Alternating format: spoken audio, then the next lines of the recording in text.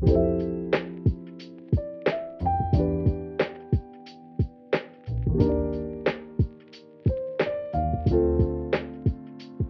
and my pronouns are they and them. And I'm Jessie. My pronouns are she and her. And we're making menches. Making Menches is your home for queer, anti-Zionist Jewish ritual, radical education, and community. Welcome back. Today we are sharing part 2 of our interview with Dr. Bill. For those just joining, Dr. Bill is an elder anti-Zionist we have spent time with, and this is his story. We recommend listening to the previous episode first. Our first question today is, in your view, how has Israel's oppression of Palestine changed over time?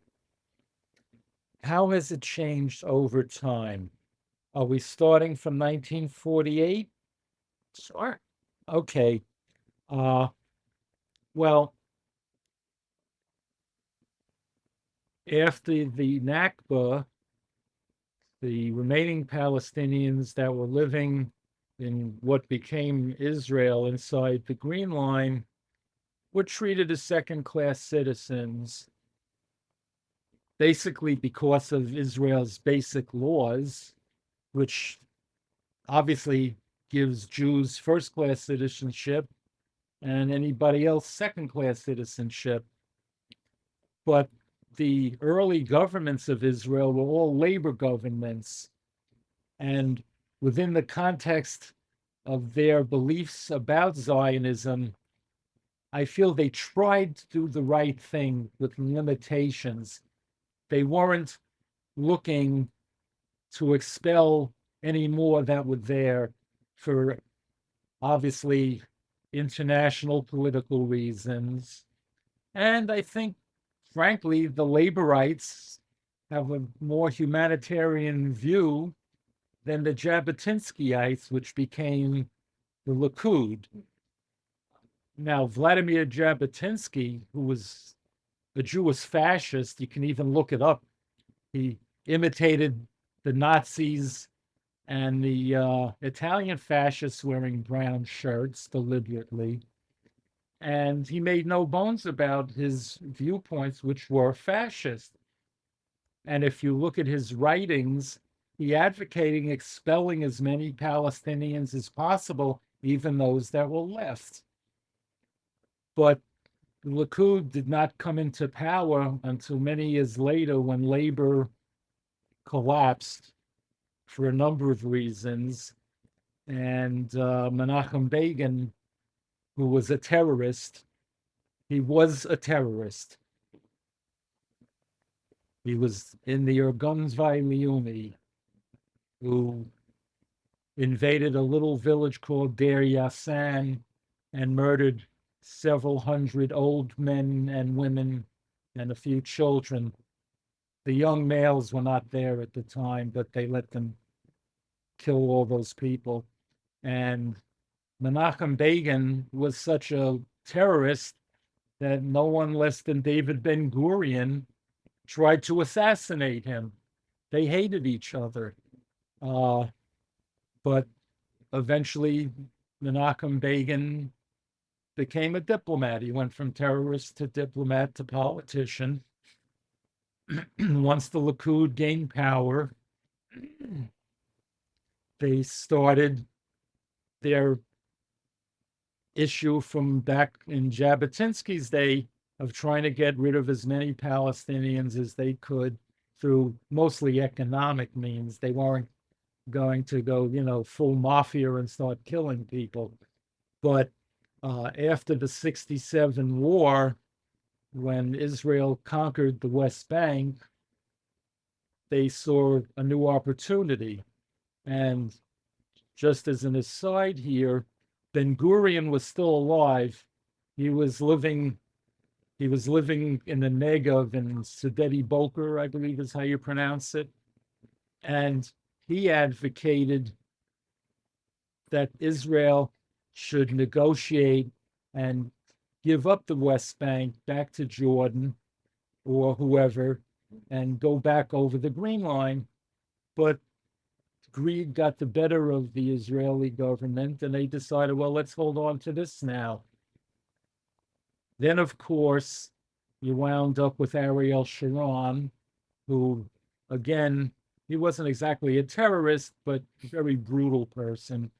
And he advocated the settlements, all of these illegal settlements, which has been going on ever since. So the Likud has now been in power under different manifestations for what, almost 30, 40 years now. Yitzhak Rabin was the prime minister, and I recall that they went into the old city of Jerusalem. They went into the shuk, mostly Arab merchants in the shuk. There was no problem whatsoever. People were friendly, willing to do business, no problem. Once the Likud took over, that was the end of that. And obviously now it's reached its absurd conclusion, and Netanyahu's making a total mess of everything. And I think since the Nakba, this is the worst the Palestinians have had it. Since the Nakba, since 1948, I believe this is the worst they've had it. And frankly, I'm just waiting for the West Bank to explode. I mean, you look at the pictures that they show on the national news of these kids that are dying of starvation in Gaza, and everybody is seeing this. I mean, can you imagine how mad and incensed the West Bank people are? That's their relatives living in Gaza. And there's a lot of violence that's been going on in the West Bank from Yeah, they're not settlers. reporting it as much. No. You have to follow. I mean, I used to every day, but it's just after a while, you just stop. I know I have the sense of what's going on. I don't have to read it every day, but it's reported in their version of the New York Times, which is Haaretz, which is an excellent paper, and some of the other papers, and also it's reported in some of the Arab press as well. The American press studiously ignores it half the time. Yeah. Because they know that, unfortunately, the American public doesn't care. The American public only cares when it affects the American public. Yeah. And also there's a lot of Zionist funding for American press. That's so they correct. wouldn't allow it to be published anyway. They try to stop it. Yeah. Sometimes it works its way through, but the people that are in the Jewish National Fund throw a lot of money around to prevent it from coming. Yeah. Yeah. And even the New York Times has had to retract articles that they've put out. Yes. Because they realized the only source was his propaganda machine. And they managed to get presidents of two major universities to resign. The woman from Harvard, and I forget who the other one. Not Columbia, the one she hung tight. Certainly not Columbia. She hung tight. She did what they wanted her to do. She did. Yeah. She did. But all right. In a similar vein, in a similar vein, how do you feel that Israel's strategy of weaponizing the Holocaust has developed over time? Well, by weaponizing, you mean using it to the advantage of making people pro-Israel and making Jews be pro-Israel, be Zionist. Well, they've always done that. Okay.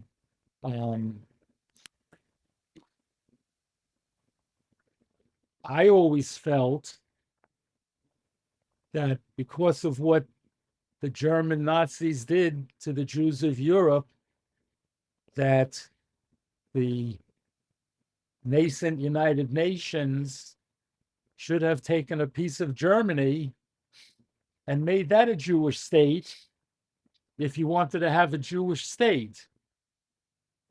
Philosophically, there are some good reasons not to have a Jewish state, but if they were going to do it, why go to Palestine, go to the people that killed all the European Jews and take land away from them? But the reason they didn't do it was international politics. Yeah. The international politics was we wanted West Germany to become part of the NATO alliance. If we had Israel with the Zionist Jews there, thankful for us helping them get their state, they'd become part of the Western alliance. If we didn't do it, then we wouldn't have a foothold in the Middle East. Yep. Which, of course, internationally, we needed to combat the Soviet Union. So the United States, rightly, if you believe that you want U.S. foreign policy to prevail for your own good, thinks internationally. Israel always thought locally and only globally when it was to their advantage, or if it was to the advantage of the United States, because we wanted them to think globally.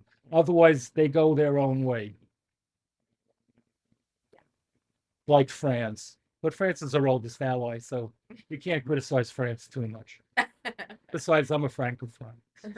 Well, and I'm just thinking this now too. I'm guessing they also weaponize Americans or just the rest of the world not knowing a lot about the Holocaust. Like when they use the word pogrom to describe what happened on October 7th, it's the opposite because it's not a government funded, pogroms were basically run by the police. I didn't know that they called it a pogrom. Oh yeah. That's not a pogrom. It wasn't a pogrom. They also wore the yellow Star of David to the UN to be like, it's not a we're pogrom. being attacked. Like, it's just a historical analysis. It was called kidnapping.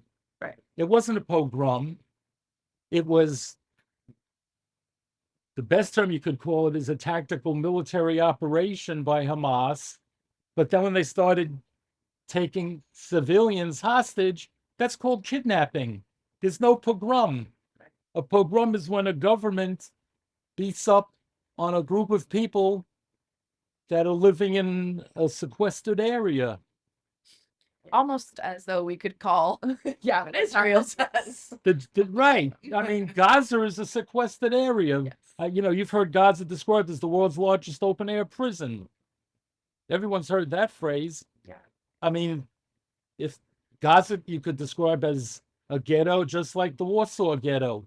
You have a bunch of people crammed into too little space, living in buildings that are too big, with not enough food and not enough sanitation and not enough healthcare. Yeah, there you go. That's the Warsaw Ghetto.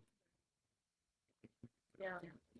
Well, and building off this question too, I mean, you must have seen Israel's tactics change over time for oppressing Gazans and for Palestinians generally, but to see now like white phosphorus being used. Oh, this is the worst. This is the worst it's ever been. I mean, I don't understand where they're coming from with it. They had an advantage right after October 7th. They gained the sympathy of, the world, except for Hamas's allies, of course. And then they threw it all away by vastly overreacting. The response was not proportional. If the response was proportional and they did, I don't know what you would call it militarily, but pinpoint operations against the Hamas operatives, no one would have really criticized them. But they decided to do scorched earth and kill, I don't know how many, what's the total up to now? I have no idea. 30,000? I have no idea what it is. I mean, the projected total deaths because of actions taken since October 7th by Israel is 186,000. 186,000 Palestinians will die. Yeah, because of this. Yeah. And by anybody's definition, that's a genocide. Yeah. It's not the Holocaust with 6 million. Okay. It's not. The greatest genocide of all time, of course, was the North American and South American Indians by the Western Europeans, which is somewhere between 20 and 40 million. No one ever brings that up because it was the 17th, 18th, and 19th centuries when you could get away with that. And no one said boo. I mean, well, people could still get away with clearly. But Stalin murdered 20 million Russians. Yeah. There's a lot of Holocausts or genocides. Yeah. The Holocaust wasn't even called the Holocaust until the early 50s. It was called the Nazi genocide. Somewhere along the line, someone invented the word Holocaust to describe a genocide, to somehow make it a unique term. Holocaust is a conflagration. It's a great fire. That's what a Holocaust is. And, you know, for a couple of thousand years, people were always hurting Jews, but never to that extent. That was the first time someone just tried to completely eradicate Jews. Jews were used to getting expelled from somewhere, or having Russian pogroms on the shtetls. And people were hurt, but not thousands and millions being killed. That was why a lot of, especially the German Jews, were startled by the whole thing. A lot of them stayed because they thought it was, that'll just blow over. It'll be like it was before, and they'll pick on a few people, and then they'll see that it's not economically good for them, and they'll leave us alone. And they died in a concentration camp because they were startled by how brutal and horrific it was. But Israel has used that to its advantage as much as it can. It's like they project themselves like, well, if it happens again, this is the only place you'll be safe. A, I don't believe it. B, I don't think you'd be safe. Yeah. Well, that kind of leads perfectly to our next question, which is, how do you see Israel impacting Jewish safety?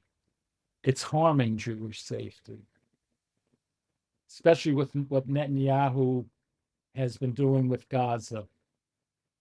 First of all, if you're a Gazan, and who is it that's killing you? The Jews are killing you, not the Israelis. So they don't know that there are Jews that are against it. All they know is my family's been killed by Jews. Therefore, I hate Jews. And you can't really fault them for it, because if your family got killed doing nothing by a bunch of Nazis for the rest of your life, and it's true, you'd hate all Germans, which is a symptom of Holocaust survivors and Jeers. Yeah. I mean, even a German who had nothing to do with the Nazis, who wasn't even born, I don't like him. I don't want to, he's a German. I'm not going to buy a Mercedes Benz. They're German cars, or a BMW. I heard that all the time in growing up in the 60s and 70s. Yeah. My uncle and dad were upset when I got a Volkswagen. Mm-hmm. Why'd you buy a Volkswagen? Because it was $800. It's a German car. I go, I know. And that's all. It's a German car. Yeah.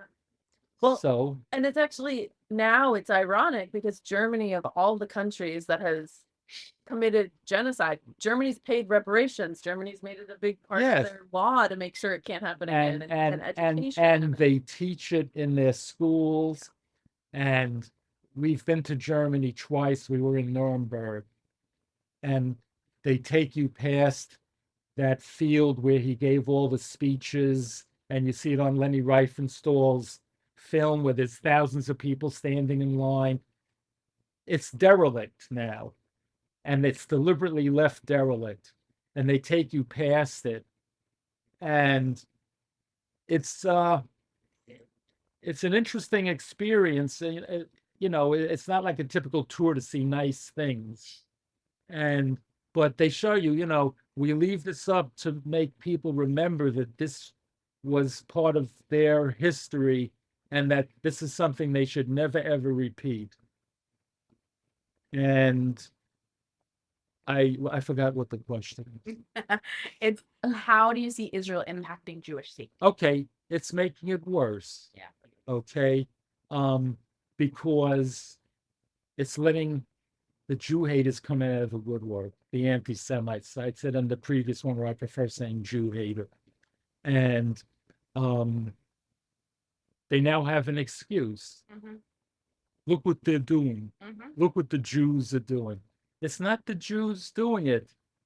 The Gazans, to the Gazans, it's the Jews doing it. It's the Israeli government that's doing it. And I see protests going on all the time in Tel Aviv and Jerusalem. There's a whole bunch of Israelis that know how it's impacting Jewish life and trying to get this stupid government to stop. But it's making things worse. Yeah. Yeah. Well, and I agree. It's, like the branding of a Palestinian man with a Jewish star into his face, because that I think it was settler, or I think it was in the West Bank. I'm not following things as closely as you are. When is this? That was what, a year ago? Not Yeah. even. It Yeah. just It was decided. pre-October 7th. Yeah. One of the settlers did. Uh-huh. And also, when the pogrom in Huara happened, which was I think over a Yeah. year ago. The other thing I resent is these fanatic settlers consider themselves quote unquote orthodox. Mhm. And number one, they're racist, they're bigots, they're against other Jews that don't follow the religion the way Exactly. they do. They're despicable. They're like the Christian nationalists in this country. Yeah. And there you go. It's the same thing. Always the right-wing groups, could be Jews, could be Christians, could be Muslims. They're all the same way. If you don't agree with us, we're going to hurt you. Sooner or later, we're going to hurt you because you don't agree with us. You have no right to your beliefs. Yeah. And that's them.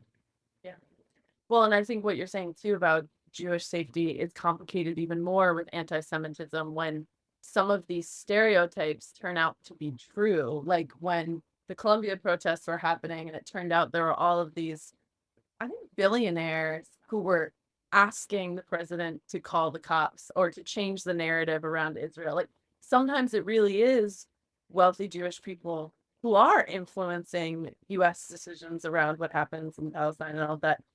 So that's what muddles it too when people say in Palestine, "Oh, we hate all Jews." Sometimes it's unfortunate because there's a lot of tropes that we would want to be true that are like coming out in this horrible moment. Yeah, that's like the old anti-Semitic Jews control the media, right. which there are a lot of prominent, wealthy Jews in the media, but to say that Jews control the media That's is taking it a Right. little step too far. Yeah. And I think it negates the fact that there are plenty of other Jews who are not doing those things. Exactly. But that ends up falling to the wayside because of the immense harm that the Jewish people who are doing these things are causing. The settlers are very much, it feels very reminiscent of like the settlers who began the state of Israel, who were very like, in many ways, I don't know if it's internalized anti-Semitism, but were like looked down upon Jews who were murdered in the Holocaust and have this very like Yeah. machismo Right. energy. Yeah. You talk about like what Ben Gurion called the new Jew. Yeah. Okay. The new Jew review. There was a kids show on 6 a.m. in the morning when my kids were young called the New Zoo Review. And I'm just making a joke. Lousy joke. The settlers, the early settlers, the labor settlers, most of whom were non-religious, Mhm. and many of whom were either Russian or Polish. They were Eastern European, not the Western Europeans. And they looked down on the Jews of the ghettos of Eastern and Western Europe. They thought, oh, the men lost all of their masculinity. All they do is sit around all day reading the Torah, and they're useless, they're parasites. Gee. Yeah. And people, that people don't know that. That knowledge is so inaccessible. I found that out for the first time once I Oh, started on learning. They looked down on the Jews of the ghetto who were suffering through no fault of their own. They were suffering because they were downtrodden by the Christians and Right. the other people in the area. And also the idea that like like practicing Judaism in a religious way or spiritual way is looked down upon, like feels so counterintuitive. Well, because when Napoleon freed the Jews from the ghettos in the early 19th century, it was the first time that many Jews did not have to ask permission of a rabbi to do this or that. They could choose their own way. And obviously, the same thing happened in Russia when the communists overthrew the czars. And so they were feeling this fresh freedom for the first time. And it's like, this makes so much sense. And you're still doing that? What are you, stupid? Yeah. You must be stupid and worthless. So they would look down on the religious Jews. And now you've gone full circle, Yeah. where you have these fanatic religious Jews, not all of them, but the West Bank settlers, certainly not the ones living in Mia Shiram, and certainly not the Hasidim, but these modern Orthodox, so to speak, are doing horrible things. Well, to bring us around from the worst of the Jewish community, how did you find online community to discuss anti-Zionism? Okay. That was with AOL, because that was the first internet engine that you could go on that would have chat rooms. And so basically what you did was you picked a topic and you looked up, is there a chat room for this topic? And that was basically how I found it. And you would go on, and of course, what they call them, trolls now. Yeah, so there would be trolls, and there would be people that were legitimate and this and that. And that was how I came upon the chat room. And then, okay, there were a bunch of people that came on. I gave you the book, The Assault on the Liberty. Okay. A couple of the crew members from the Liberty were in the chat room. Wow. And I actually became friends with a couple of them. They made me an honorary crew member, and one of them became my patient because he lived where I live. Okay. Then he became my patient. I'm Dr. Bill. I'm not telling you what kind of doctor I am, but he became my patient. And so we became close friends. We started talking a lot. Actually, when the captain of the Liberty died, he was given a funeral with all the honors and things, 21 gun salute at Arlington Cemetery. I was invited, Bobby and I were invited to go to the funeral, and we did. I'd never been to that kind of a funerals. Full military funeral with a 21 gun salute. Very impressive.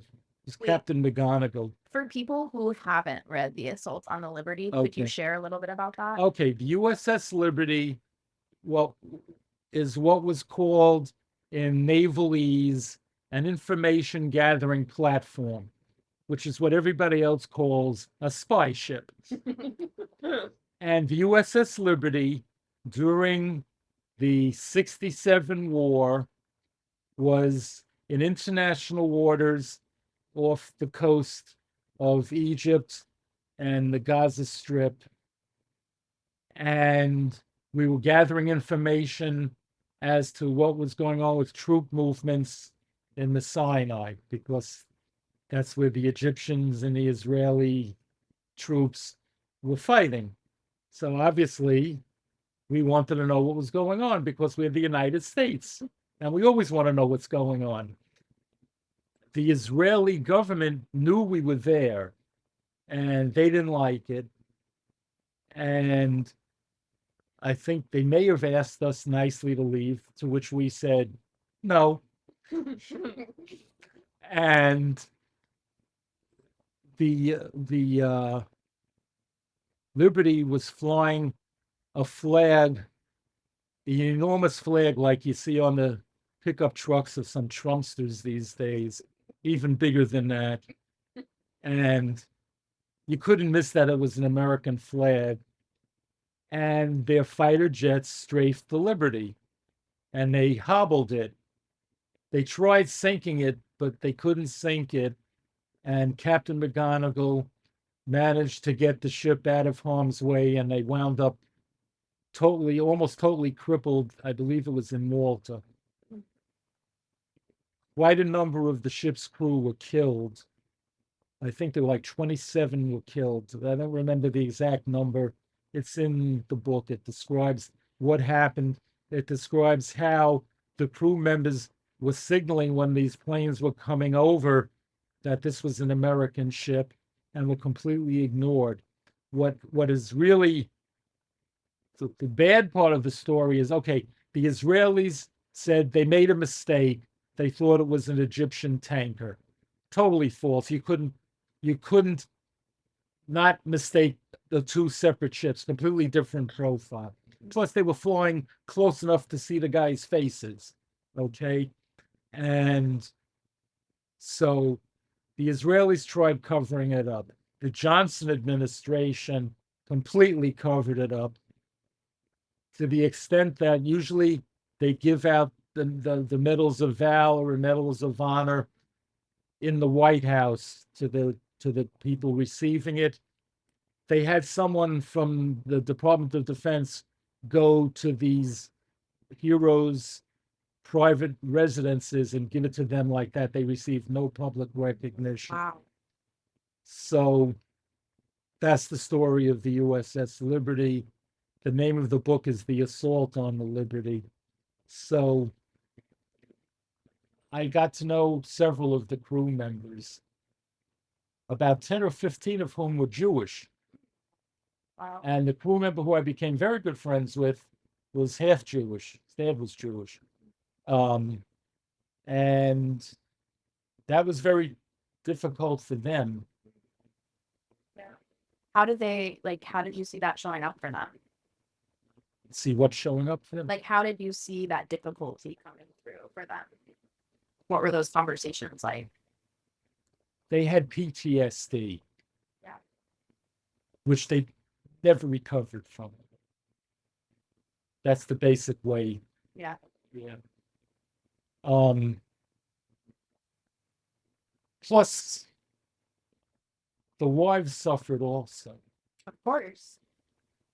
This friend of mine, the family would try being very supportive, but it would get to them also. Of course. Yeah. So that was basically the introduction into the chat rooms.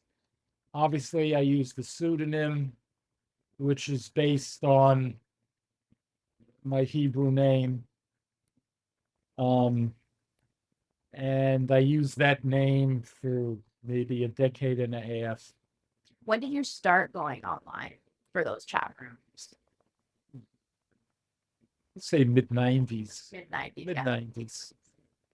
When AOL kind of came into its own. Again, that would be mid-90s. Do you feel like you had any community in person that was on the same page as you, or was it only in the chat rooms? The Arab community. There. Yeah. And there was an organization that was trying to get reparations for a certain group of Palestinians. And that was the ostensible reason for the organization being in existence, which was just basically a theme. And at its inception, the organization had a number of prominent Arab Americans on it, who, if I say the names, are very well known, but I don't want to say the names because that'll say who the organization is. At any rate, at one point, a couple of members of the organization on the board of advisors were invited to speak at an Arab American conference at the University of Massachusetts. Not the one in Amherst, the one that's by Cape Cod. And I was invited to go, and I went. And I was the only Jew the entire conference, which had several hundred people, maybe 600 people, and I was asked to speak on something. I honestly forget exactly what it was that I was speaking on, but I do remember after taking questions and answers from the audience, a young Arab, maybe was in his 20s, not that I was especially old at the time, I was in my late 40s at the time, asked about the blood libel, which do I have to explain the blood libel to the audience? I think people know, but I think people know. People know what the Yeah, blood we'll libel. put a link into the Okay, description. yeah. And he was asking me about it, and I could understand when he was asked about that, he believed it was true. So I had to spend about 5 minutes disabusing him of that notion. And, I was asked a couple of other questions, which I answered honestly. And I wish I remember what they were, but it was a long time ago. And I remember people stood up and applauded when I was like, which, I was like, wow, I didn't expect people to stand up and applaud. And then, of course, they had a meal afterwards. It used to be called a collation. I don't know if people use that word anymore. They had a meal. People wouldn't let me stand in line to have food. They said, sit down here, tell us what you like, we'll bring it to you, which I thought was extremely nice. Yeah. And people were so courteous and so nice. And so, I made a lot of friends over the years in the Arab community. Yeah. What initially got you involved in that organization? Like, how did you find out about it? Oh, okay. Yeah. Once again, this was like a bunch of people that were in this chat. Okay. And there was this Arab gentleman who saw the way I was answering things. He was actually the founder of the organization, but he wasn't the executive director of it. He was an Arab American, and the executive director was a white Protestant college professor. Interesting. Yeah. And I don't want to get into what caused the organization to go belly up. But he asked me if I would like to be on the board of advisors. And I said, sure, why not?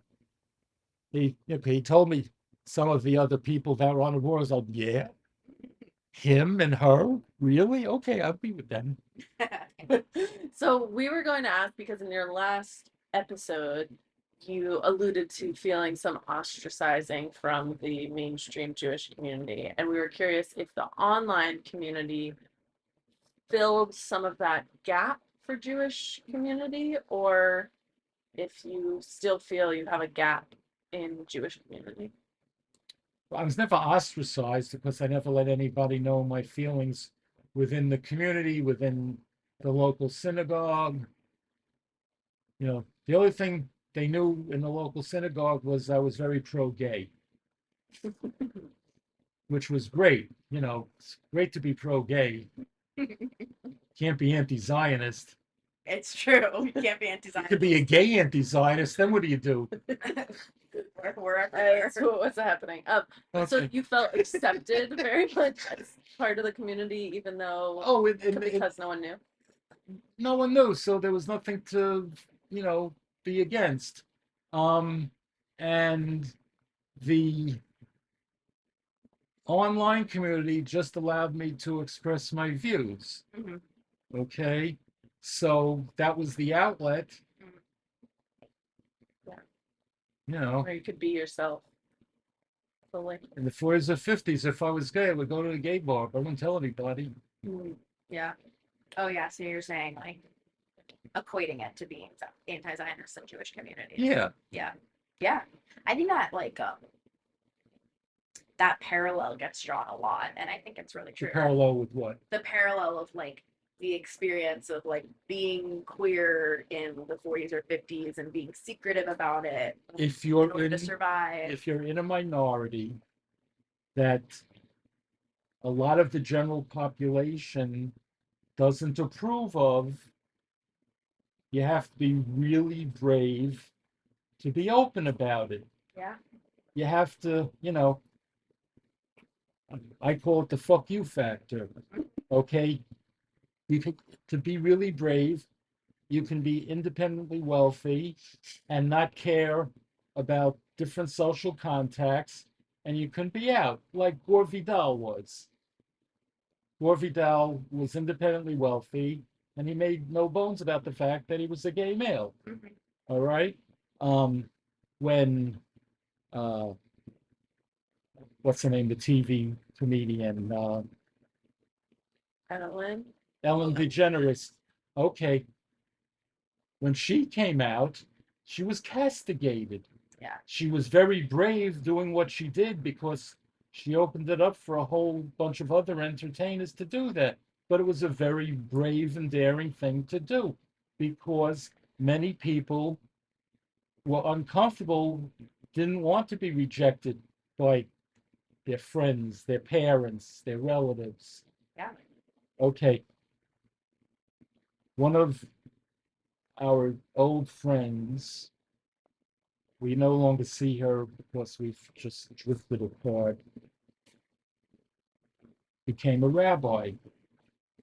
And she was she was bisexual, but she called herself a lesbian.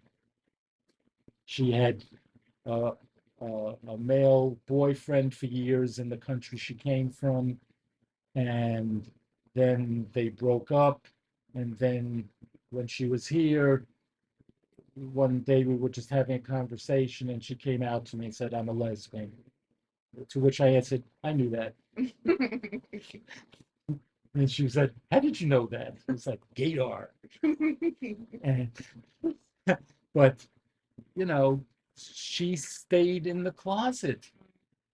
She was afraid if I come out, I'm not going to get a job, get hired as a rabbi somewhere, and all of those things. And she was very outspoken about everything else. Yeah. But your essence, watch Gattaca, but your essence is something that you have a hard time dealing with, to be true to yourself and to other people. Yeah. And that's why in the 60s and 70s, when Israel had all those great victories, it's difficult to say, maybe this isn't right. Because what are you, a traitor? Yeah. You a traitor to your people? No, I'm being honest with myself. And if I'm not honest with myself, I can't be me. Mm. Yeah. That's still how people think about it. Like Jesse and I were completely ostracized, excommunicated from our Jewish community that we grew up in. I know, I read the To this article. day. That's how I got in contact with you Yeah. guys. And so that still is the experience, and You're excommunicated for your political view or for the fact that you're both, I don't know, what's the word you like to use? oh, because we're queer. Non-binary. I don't know which word is used these days. It used to be, I told you about, the organization I belong to at the Union of American Hebrew Congregations, Gay and Lesbian Resource Committee. You run out of breath. I know. Our community is pretty, like, I feel like largely the Jewish community has made a lot of strides in like accepting queer people, gay, lesbian people. Especially the Reconstructionist and Reform branches. Yes. And when we were active members in the 90s, made a very big effort in that regard. Yeah. I heard And it changed the a lot. conservatives have come around. They have. Well, also, not the Orthodox. The Orthodox have never come around. It's Because complex. God said so. Yeah. There are some There's some. movements for There's queer actually Orthodox Jews. Well, yeah, I mean, what, like, sure, 10% of the Orthodox men are gay. Yeah. 10% of every man is that right? I think probably more. I mean, that's how B'nai Simchas Torah was founded. The largest gay synagogue in the United States, which is the largest gay synagogue in the universe, is Congregation Beth Simchas Torah in Greenwich Village, Yeah. which used to be run by Rabbi Sharon Kleinbaum. I don't know if she's probably retired now. Did she retire? Is Sharon Kleinbaum retired? I don't know. CBST. CBST, Congregation Beth Simchas Torah. I have to check. I think she might still Still be be there. there. Yes? She, Wow. another, That's like going on 40 years already now, then Yeah. at least. Yeah. But that was founded by a bunch of Orthodox gay men. Love that. And then they got upset when the lesbians took over No, I mean their response to us was because of anti-Zionism. because of anti-Zionism. See? Well, and still, They could care less if we were queer to a certain Who's extent. they? The congregant members of our Oh, okay. Yeah. which was Okay. reform. but I Although think, they didn't hire a queer yeah. rabbi, a gay rabbi who was applying to be a rabbi, they chose not to move forward with him, which was Because he was that's gay? not what they It's said it not was good. because Yeah, well, yeah, it that's not wasn't what a they good said. fit. Yeah, it wasn't a good fit. but Yeah. I think also what we're talking about is some of the language, like even still in spaces I work in, people will say, "Oh, I didn't know you were one of those. I didn't know you." One you of know, those? It's like, "Oh, You mean a Jewish You woman? mean- What? And anti-Zionist. yeah." And so they'll say things that I think have also been said in to queer people in Jewish spaces throughout time. Like, "Oh, I didn't realize you were like that." You know what else I lost track of? Years ago, it was just LGBT. BT. Now they tacked on all this other stuff. I don't know what it is. Q plus. See, LGBTQIA. it's like, come on, stop it. Everyone has a term they like. Pick a Yes. letter. Pick a letter. Well, that's why we say queer. So. Pick yeah. a letter. Yeah, that's the one. They took the derogatory term Yeah. and made it positive, Brandon. which is going all the way back to Stonewall. Yeah. Yeah. Okay, we gotta get back Anyway. on track. Okay, yes. We have one more question. Connected. It's a related topic. It's all Yeah. connected. To their credit, though, the Israelis are pretty good with the gay community. It Well, used to be. That's what I used to hear. Now That right changed. now. Oh, that's different now. Isn't their right wing government pretty anti-trans? Are and they? anti-gay? Yeah. Okay, I mean, But they- Netanyahu's but coalition. they use, it's called pinkwashing, that they use this like propaganda of them being like a gay safe haven in the Middle East. That's like what the propaganda is, okay. so that people buy into it. I haven't paid that much attention to there, but I know that they have a gay pride parade every Yeah. year Yeah. in Tel Aviv. We'll send you some articles on pinkwashing. Yeah, I think you'd think it I was ha- really I interesting. haven't, you get to a certain age, you don't pay as much attention as you used to. I mean, you're doing a lot of reading. I think Yes. you're paying a lot of attention. Fine. You're always sending us articles. Yeah. I know, because I think you'd find them interesting. I do Yeah. every time. We'll send you some. All right. Pinkwashing. They're in. Any more questions? One more Yes. question. All right. Oh, this was kind of related. What do you feel has kept you from being more vocally anti-Zionist as it becomes more normalized? Because I'm getting old. Mm. And sometimes it's just like I would like to tell my beloved President Biden, it's time to pass the torch, Joe. Mm. And you just need to let things go. It's like you reach a certain age and you just want to hang with your grandchildren and enjoy nice food and music and art, and tired of getting aggravated. Yeah. Okay, it's aggravating because you've been up against the wall for 75 years, and there is some, who's that, with the chinks in the wall, the breaks in the wall, that's Cream, right? The breaks in the wall, no, I don't know. Wrong crowd. I don't know. the bricks in the one with the buck teeth, the I'd rock have to look singer, into it. the Queen, Queen. the bricks in the wall. Anyway, they made a movie about him. Yeah, Freddie Mercury movie. What was it called? Freddie Mercury. Bohemian Rhapsody. Did they call Yeah, it? Bohemian Rhapsody. Freddie Mercury. Yeah. I know Freddie Mercury. I don't know if I know that song though. Oh, yeah. Yeah, I think Queen did that. Yeah. We'll look it up. Look it up. Queer. Where? So that's, you get old and you just, after a while, you're just tired of fighting. You say, okay, you guys take over. If you want to know something, I'll be happy to tell you, but I'm not going to JVP protests. I keep getting emails from JVP. Why aren't you at the protests? It's aggressive. Because I'm fucking invalid, idiots. It is hard to It's like- be in the streets if you're not like physically I able gave to. gave you money. Leave me alone. Yeah. I mean, that's what Well, we that's- always get emails yeah. about. So I'm glad. Yeah. I think that's It's hard to still- go that's out the into the biggest thing. streets. Yeah.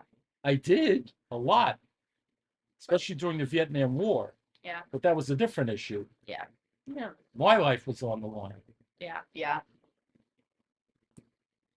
Well, if you had any messages that you would want to pass, did we ask this at the end of the You week? did. The last time. You did. Is there an update? Is there anything more you want to share or anything you've reflected on since the first recording?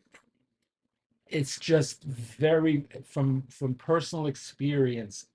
It's extremely important to maintain your integrity and not allow someone whose heart is filled with hatred to allow you to be persuaded by them, because then you'll ruin your own legitimacy. Don't ally with any obvious anti-Semites or Jew haters. I always tell people that just watch who you're allying with. Well, thanks everyone for listening. You can go to our Instagram and look at our highlights for resources on Palestinian mutual aid and daily updates about what is happening in Gaza and the West Bank. We'll see you next time. Bye.